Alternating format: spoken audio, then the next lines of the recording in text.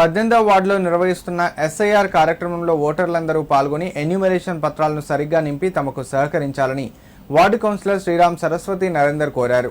సిద్దిపేట జిల్లా దుబ్బాకలోని నీలకంఠ సమాజ భవనంలో ఎస్ఐఆర్ హెల్ప్ డెస్క్ను స్థానిక నాయకులతో కలిసి సందర్శించి సరపత్రాలను పరిశీలించారు.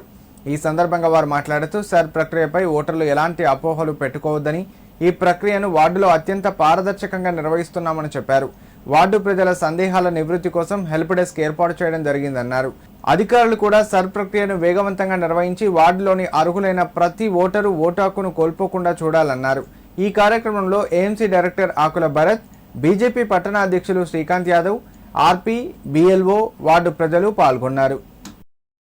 ప్రతిరోజు ఇక్కడికి వచ్చి అందరికీ ఫామ్లు ఇచ్చుకుంటా వాళ్ళ బయోడేటా చూసుకుంటా ఫామ్లలో నింపుతున్నాము.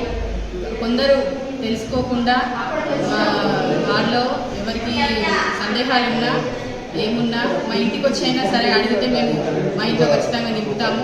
ఆన్లైన్లో కూడా అప్డేట్ చేస్తున్నాము. మీరు ఖచ్చితంగా తెలుసుకొని ఓటు హక్కును ఖచ్చితంగా వినియోగించుకోండి, సద్వినియోగం చేసుకోండి.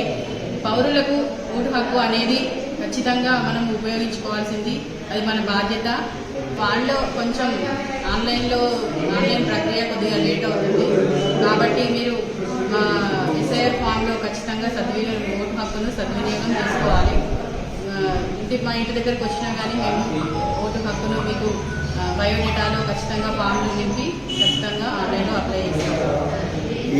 గత 15 రోజుల నుంచి ఎస్ఐఆర్ ప్రక్రియ మన రాష్ట్రంలో చాలా పెద్ద ఎత్తున జరుగుతుంది.